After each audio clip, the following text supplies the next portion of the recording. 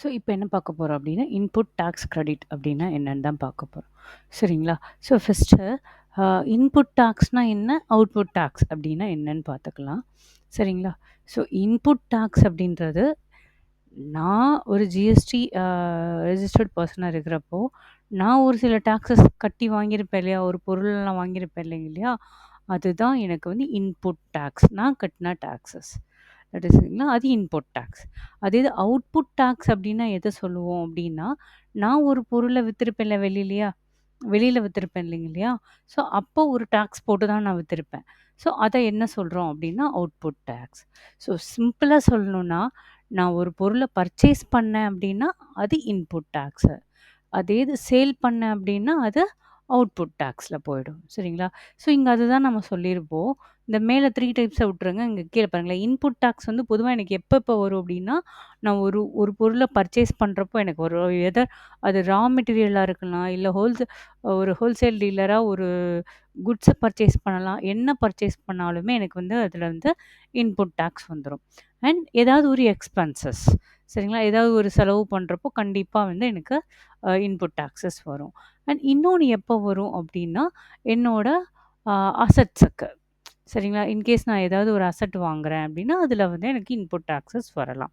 So இது இது எல்லாமே ஒரு கன்சர்னுக்கு, ஒரு கம்பெனிக்கு கண்டிப்பா இன்புட் டாக்ஸ்ல வரும்.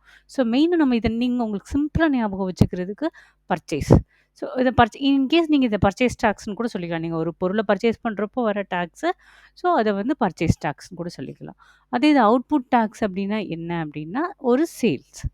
ஸோ நீங்கள் ஒரு பொருளை வாங்கிட்டு விற்கிறீங்க இல்லையா? வெளியில் கொண்டு போய் விற்கிறீங்க. ஸோ அப்போ வெளியில் சேல் பண்ணுறப்போ அதுக்கும் டாக்ஸ் போட்டு தான் பண்ணுவீங்க இல்லைங்களா? ஸோ அப்படி டாக்ஸ் போடுறப்போ அதை வந்து என்ன சொல்கிறோன்னா, சேல்ஸ் டாக்ஸ்ன்னு சொல்லலாம், இல்லை அவுட்புட் டாக்ஸ் அப்படின்னும் நீங்கள் சொல்லிக்கலாம். சரிங்களா? ஸோ ஸோ அதுக்கு ஒரு சின்ன எக்ஸாம்பிள் நம்ம பார்க்க போகிறோம். சரிங்களா? இங்கே நான் ஒரு எக்ஸல் ஷீட்டில் வந்து ஜஸ்ட் அவுட்புட் டாக்ஸ் அப்படின்னா நான் சேல் சொன்னோமா, இன்புட் டாக்ஸ் அப்படின்னா பர்ச்சேஸ் சொன்னோமா. சரி, இப்போ ஐடிசின்னா நான் என்னென்ன எக்ஸ்பிளைன் பண்ணிடுறேன் உங்களுக்கு. சரிங்களா? இப்போது நான் ஒரு பொருளை எவ்வளோக்கு வாங்கியிருக்கேன்னா, 10,000 ரூபாய்க்கு வாங்கியிருக்கேன். சரிங்களா? அந்த அது வந்து பொருளோட ரேட் ப்ரைஸ் மட்டும்தான் 10,000 ரூபாய். அதனுடைய டாக்ஸ் எவ்வளோ வருது? 5% போட்டிருக்கேன். ஸோ ஆட்டோமேட்டிக்காக எனக்கு 500 ரூபாய். ஸோ இப்போ நான் 10,500 ரூபாய்க்கு ஒரு பொருள் என்ன பண்ணிட்டேன்? வாங்கிட்டேன்.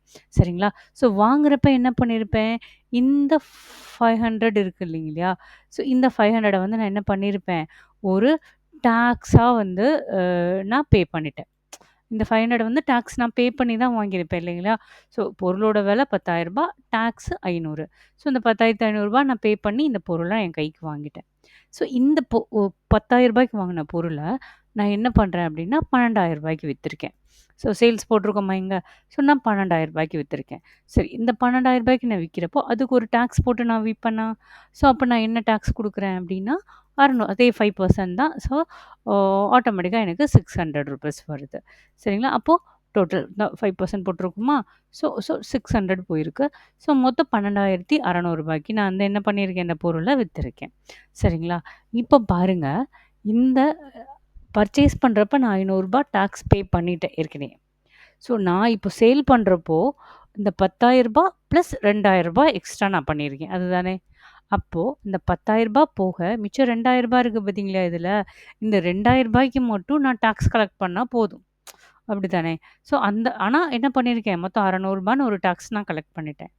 பட் ஆக்சுவலி நான் என்னன்னா, இந்த ரூ. 500 ஏற்கனவே டாக்ஸா நான் யார்கிட்ட பர்ச்சேஸ் பண்ணனோ அவங்களுக்கு பே பண்ணிட்டேன். ஸோ அவங்க கவர்மெண்ட்டுக்கு பே பண்ணிடுவாங்க.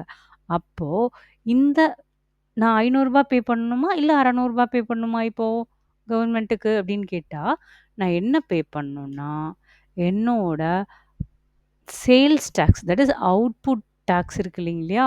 இந்த output tax minus sorry so equal to என்னோட இந்த அவுட்புட் டாக்ஸ் மைனஸ் இந்த இன்புட் டாக்ஸ். சரிங்களா? ஸோ அப்போ எவ்வளோ நான் கட்டினா போதும்? அடிஷ்னலாக ஒரு ரூ. 2,000 நான் வித்திருக்கேன் பார்த்தீங்களா? ஸோ அடிஷ்னலாக ரூ. 2,000 5% நீங்களே போட்டு பாருங்க. ஆட்டோமேட்டிக்கா ₹100 தான் வரும். அந்த ரூ. 100 மட்டும் இந்த அமௌண்ட்ட மட்டும் நான் என்ன பண்ணா போதும்? அப்படின்னா, கவர்மெண்ட்டுக்கு பே பண்ணா போதும். ஸோ இதுதான் வந்து என்ன சொல்றோம் அப்படின்னா, இன்புட் டாக்ஸ் கிரெடிட் அப்படின்னு சொல்கிறோம். தட் இஸ் இந்த ரூ. 500 நான் என்ன பண்ண தேவையில்லை, கட்ட தேவையில்லை. ஏன்னா நான் பொருளை வாங்குறப்பே அந்த ரூ. 500 டாக்ஸ் கட்டிட்டேன். அப்போது அந்த டாக்ஸ் அமௌண்ட்டை நான் யார்கிட்ட வாங்கிக்கிறேன், நான் யார்கிட்ட விற்கிறனோ, ஒன்று கஸ்டமர்கிட்ட விற்பேன், இல்லை இன்னொரு டீலர்கிட்ட விற்பேன் இல்லைங்களா, அவங்ககிட்ட இருந்து அந்த ரூ. 500 கலெக்ட் பண்ணிடுறேன். ப்ளஸ் நான் இந்த ரூ. 2000 எக்ஸ்ட்ரா வச்சு விற்றுருக்கேன் பார்த்தீங்க இல்லையா, இந்த அமௌண்ட்டுக்கு ஒரு ரூ. 100 டாக்ஸ் கலெக்ட் பண்ணியிருப்பேன் இல்லைங்க இல்லையா, அந்த அமௌண்ட்டை மட்டும் தான் என்ன பண்ண போகிறேன் அப்படின்னா, என்னோட இன்புட் டாக்ஸ் கிரெடிட்டுன்னு சொல்கிறோம். அதை மட்டும் தான் நான் என்ன பண்ண போகிறேன், கவர்மெண்ட்டுக்கு நான் போய் பே பண்ண போகிறேன். அண்டர்ஸ்டுட்? சரி. ஸோ இப்போது ஆட்டோமேட்டிக்காக என்னோட பர்ச்சேஸை விட சேல்ஸ் ஜாஸ்தியாக இருக்கிறப்ப நான் என்ன பண்ணிடுறேன், ரூ. 100 நான் கவர்மெண்ட்டுக்கு பே பண்ணிவிடுவேன். சரிங்களா? ஸோ இப்போ இந்த இடத்துல நான் என்ன பண்ணுறேன்னா, ரூ. 12,000க்கு பதில் 9,500ன்னு போடுறேன். அப்போ என்ன ஆகும், ஆட்டோமேட்டிக்காக ரூ. 475ன்னு என்னோட டாக்ஸு குறைஞ்சிரும். ஆனால் நான் என்ன பண்ணியிருக்கேன், இங்கே ஏற்கனவே ரூ. 500 டாக்ஸ் கட்டி தானே வாங்கியிருக்கேன்.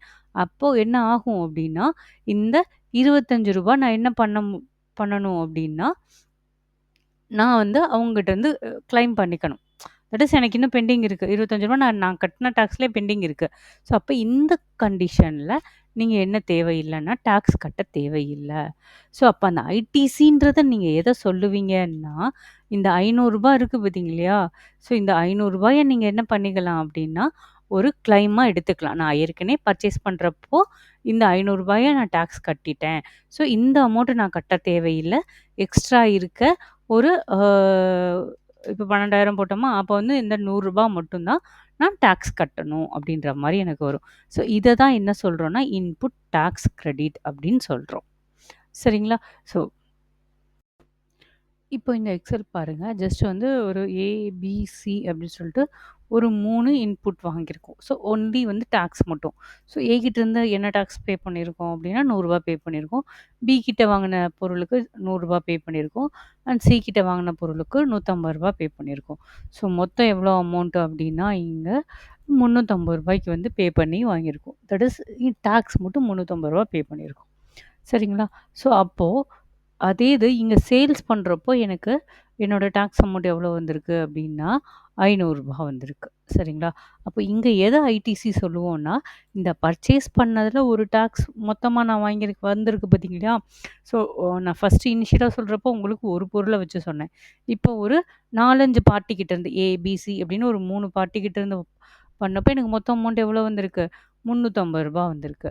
அதே மாரி சேல்ஸ் வேரியஸ் பார்ட்டீஸ்க்கு நான் சேல் பண்ணது மூலமா என்னோட டாக்ஸ் நான் எவ்வளோ கட்டியிருக்கேன், வாங்கியிருக்கேன் அப்படின்னா ரூ. 500 வாங்கியிருக்கேன். ஸோ அப்போ இங்கே ஐடிசின்னு எதை சொல்லுவோம் அப்படின்னா, இந்த ரூ. 350. ஸோ இந்த ரூ. 350 தான் எனக்கு என்ன அப்படின்னா, இன்புட் டாக்ஸ் கிரெடிட் அப்படின்னு சொல்லுவோம். ஸோ அப்போ ஆட்டோமேட்டிக்காக நான் கட்ட வேண்டிய அமௌண்ட் எவ்வளோ வரும் அப்படின்னா, என்னோட இந்த அவுட்புட் டாக்ஸ் மைனஸ் ஐடிசி. இதுதான் ஐடிசி. இந்த ரூ. 350 ஐடிசின்னு சொல்கிறோமா? ஸோ அந்த 350. ஸோ மொத்தம் எவ்வளோ அப்படின்னா, ரூ. 150 வந்து நான் பே பண்ண வேண்டிய அமௌண்ட். சரிங்களா? சரி. இப்போ அடுத்து என்ன பார்க்க போகிறோம்னா, எப்போ நான் ஜிஎஸ்டி பே பண்ணணும், எப்போ பே பண்ண தேவையில்லை. சரிங்களா? ஸோ இது எப்போ நான் பே பண்ண தேவையில்லைன்னா, என்னோட ஐடிசி வேல்யூ இப்போ நான் ஏற்கனவே சொன்னோம் இல்லைங்களா, ரூ. 350 அண்ட் ரூ. 500 சொன்னோம். ஸோ அப்போ அந்த ரூ. 500ன்றது என்னோட அவுட்புட் வேல்யூ ஜாஸ்தியாக இருந்தது இல்லைங்களா? அப்போ என்னோட அவுட்புட் வேல்யூ ஜாஸ்தியாக இருந்தால், தட் இஸ் நான் வந்து சேல்ஸ் ஜாஸ்தியாக பண்ணியிருந்தேன் அப்படின்னா, ஆட்டோமேட்டிக்காக எனக்கு என்ன பண்ணணும்னா, டாக்ஸ் வந்து பே பண்ணணும். இல்லை என்னோட பர்ச்சேஸையும் சேல்ஸையும் கம்பேர் பண்ணுறப்போ சேல்ஸ் கம்மியாக இருக்குது, பர்ச்சேஸ் ஜாஸ்தியாக இருக்குது, இந்த சென்ஸ் இன்புட் டாக்ஸ் ஜாஸ்தியாக இருக்குன்னீங்கன்னா, நீங்கள் என்ன பண்ண தேவையில்லைன்னா டாக்ஸ் பே பண்ண தேவையில்லை. அடுத்த மந்த் வந்து அதை கால்குலேட் பண்ணுறதுக்கு எடுத்துகிட்டு போய்க்கலாம். சரிங்களா? ஓகே. ஸோ இப்போ இதுக்கு ஒரு சின்ன எக்ஸாம்பிளோட பார்த்துடலாம். இப்போ இங்கே பாருங்கள், ஃபர்ஸ்ட் இல்லஸ்ட்ரேஷன்.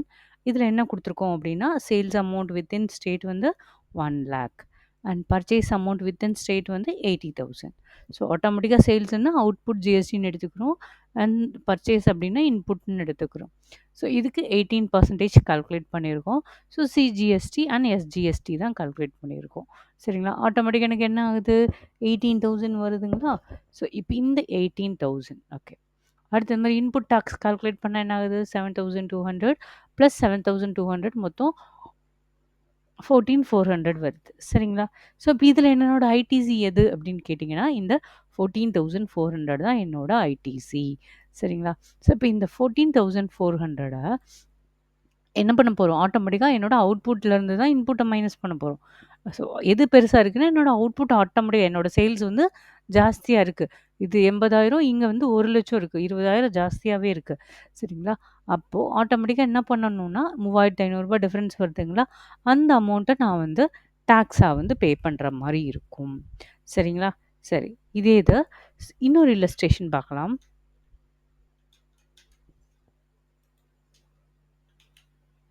இப்ப இந்த இல்லஸ்ட்ரேஷன்ல பாருங்களேன். என்னோட சேல்ஸ் அமௌண்ட் வந்து 70,000. ஆனா பர்ச்சேஸ் அமௌண்ட் எவ்வளவா இருக்கு? 80,000க்கு இருக்கு. சரிங்களா? ஸோ இப்போ ஆட்டோமேட்டிக்கா இதில கால்குலேட் பண்றப்போ, ரூ. 70,000க்கு சிஜிஎஸ்டி அண்ட் எஸ்ஜிஎஸ்டி போட்டோம் அப்டின்னா, 12,600ன்னு வந்திருக்கும். சரிங்களா? அதே இது இந்த 80,000க்கு நமக்கு 14,400. ஸோ இங்கேயும் என்னோட ஐடிசி வேல்யூ என்ன அப்டின்னா, இந்த 14,400 தான். சரிங்களா? ஸோ இந்த 14,400 நான் ஆட்டோமேட்டிக்கா எனக்கு எது ஜாஸ்தியா இருக்கு? என்னோட இன்புட் டாக்ஸ் தான் ஜாஸ்தியா இருக்கு. அவுட்புட்ட கம்பேர் பண்றப்போ. ஸோ அப்ப இந்த டிஃபரன்ஸ் அமௌண்ட் வந்து 1,800 வந்து எனக்கு தான் நான் தான் வந்து கவர்மெண்ட்டுக்கு எக்ஸஸா பேமெண்ட் பண்ணியிருக்கேன். சரிங்களா? ஸோ அப்போ இந்த பேமெண்ட் என்ன பண்ணிக்கலான்னா, என்னோட சப்சிக்வென்ட் மந்த்ல வந்து இத வந்து நான் ஆட் பண்ணிக்கலாம். சரிங்களா? ஸோ இப்ப நான் சொன்ன விஷயங்கள் எல்லாமே வந்து உங்களுக்கு ஒரு சிம்பிள் ஃபார்ம்ல ஐடிசின்னா என்னன்றத புரிய வைக்கிறதுக்காக ஒரு சிம்பிள் இல்லஸ்ட்ரேஷனோட உங்களுக்கு சொல்லியிருக்கேன். இதே இது நம்ம ஜிஎஸ்டிஆர்க்குள்ள உள்ள போய் ஃபைல் பண்ணி ரெஜிஸ்டர் பண்ணி ஜிஎஸ்டிஆர் 1, 2A, 2B, 3B அப்படின்னு வரப்போ, அங்க இன்னும் வேரியஸ் சினாரியோஸ் இருக்கும். அந்த சினாரியோஸ்க்கு ஏத்த மாரி நம்ம என்ன பண்ணிக்கலாம், ஸோ இத வந்து டாக்கிள் பண்ணி நம்ம ஃபைல் பண்ணிக்கலாம். சரிங்களா? ஸோ இந்த கான்செப்ட் வந்து ஜஸ்ட் ஒரு இன்புட் டாக்ஸ் கிரெடிட் அப்படின்னா என்ன? ஸோ நான் எதுக்காக அத யூஸ் பண்ணிக்கிறேன் அப்படின்ற அந்த கான்செப்ட்டுக்காக மட்டும் தான் இத நான் சொல்லியிருக்கேன். ஸோ இப்ப ஐடிசின்னா என்னன்னு பார்த்துட்டோமா? சரி. இப்ப இந்த ஐடிசி வந்து பார்த்தாச்சு. நான் வந்து அவுட்புட் டாக்ஸ் ஜாஸ்தியா இருந்தா என்ன பண்ண போறேன்? டாக்ஸ் பே பண்ண போறேன். அண்ட் அவுட்புட் டாக்ஸ் வந்து கம்மியா இருந்தா, நான் அடுத்த மந்த்துக்கு அத ஃபார்வர்ட் பண்ண போறேன் அப்படின்னு சொல்லியாச்சு. ஓகேவா? ஸோ என்னோட அவுட்வர்ட் ஜிஎஸ்டிஆர் 1 அப்படின்னா என்ன சொல்லுவோம்னா, என்னோட அவுட்வர்ட் சப்ளைஸ்ன்னு சொல்லுவோம். தட் இஸ் நான் என்ன சொல்றேன், என்னோட சேல்ஸ் எல்லாமே எதுல நான் போய் என்டர் பண்ணுவேன் அப்படின்னா, நம்ம ஜிஎஸ்டிஆர் 1ல என்டர் பண்ணியிருப்போம். சரிங்களா? ஓகே. அப்புறம் என்னோட இன்வெர்ட் சப்ளைஸ். அதாவது நான் பர்ச்சேஸ் பண்ண எல்லாமே எதுல இருக்கும் அப்டின்னா, ஜிஎஸ்டிஆர் 2ல இருக்கும். சரிங்களா? ஸோ நான் அதாவது என்னோட இன்புட் டாக்ஸ், இன்வெர்ட் சப்ளைஸ் எல்லாமே எதுல இருக்கும்? ஜிஎஸ்டிஆர் 2ல இருக்கும். அப்ப ஆட்டோமேட்டிக்கா என்னோட ஐடிசியும் எதுல தான் இருக்கணும் அப்டின்னா, இந்த ஜிஎஸ்டிஆர் 2ல தான் இருக்கணும். சரிங்களா? ஸோ நான் என்னென்ன அவுட்வர்ட் பண்ணியிருக்கனோ, அதிலருந்து என்னோட ஜிஎஸ்டிஆர் 2வ மைனஸ் பண்ணிட்டேன் அப்டின்னா, எனக்கு என்ன கிடைக்கும்? ஆட்டோமேட்டிக்கா ஜிஎஸ்டிஆர் 3B கிடைச்சிரும். சரிங்களா? ஸோ அப்போ இந்த ஜிஎஸ்டிஆர் இப்ப வரைக்கும் நம்ம ஜிஎஸ்டிஆர் 1ல போய் எப்படி ரெஜிஸ்ட்ரேஷன்ஸ் பண்ணியிருக்கோம். எப்படி வந்து ஒவ்வொரு இதுக்கும் நம்ம ரெஜிஸ்டர் பண்ண ஒவ்வொரு பி2பிக்கு, பி2சிக்கு அண்ட் பி2 ஒரு டீம்ட் எக்ஸ்போர்ட்ஸ்க்கு எல்லாத்துக்கும் எப்படி என்ட்ரி போடுறதுன்னு பார்த்தோம் இல்லைங்களா? அடுத்து ஜிஎஸ்டிஆர் 2A, 2Bனா என்னன்னு பார்த்துட்டு, அதுக்கப்புறம் ஜிஎஸ்டிஆர் 3B ஃபைனலா எப்படி நம்மளோட இந்த 3Bய ஃபைல் பண்ண போறோம் அப்படின்றத தான் பார்க்க போறோம். ஸோ அந்த 3Bனா என்னன்னா, இந்த டிஃபரன்ஸ் தான். என்னோட சேல்ஸ் மைனஸ் பர்ச்சேஸ். ஆட்டோமேட்டிக்கா ஒரு டிஃபரன்ஸ் வரும் இல்லைங்களா? அந்த டாக்ஸ் அமௌண்ட்டு அத தான் ஐடிசின்னு நம்ம சொல்றோம் இல்லைங்களா? அந்த ஐடிசி போக ரிமைனிங் அமௌண்ட் நான் பே பண்ணணுமா? இல்ல சப்சிக்வெண்ட் மந்த்துக்கு ஃபார்வர்ட் பண்ணணுமா? அப்படின்றத இந்த ஜிஎஸ்டிஆர் 3Bல தான் நம்ம வந்து என்ன பண்ண போறோம்னா, பார்க்க போறோம். ஸோ ஆட்டோமேட்டிக்கா இங்க கீழ வந்து நானே போட்டிருக்கேன் பாருங்க. ஜிஎஸ்டிஆர் 3B அப்படின்னா, it's a summary return of ITC. Total summary. So நான் பே பண்ணணுமா? இல்ல அடுத்த மந்த்துக்கு ஃபார்வர்ட் பண்ணணுமா? அப்படின்றத டிசைட் பண்றது எது? GSTR1 minus GSTR2 equal two GSTR3B அப்படின்ற மாரி வந்துரும். சரிங்களா? ஸோ இதுவே நீங்க ஆனுவல் ரிட்டர்னா ஃபைல் பண்றப்போ, மொத்தமா 1 வருஷத்துக்கு நீங்க பண்றப்போ என்ன ஆயிடும் உங்களுக்கு? GSTR 9ல வந்துரும். அவ்வளோதான். ஓகே.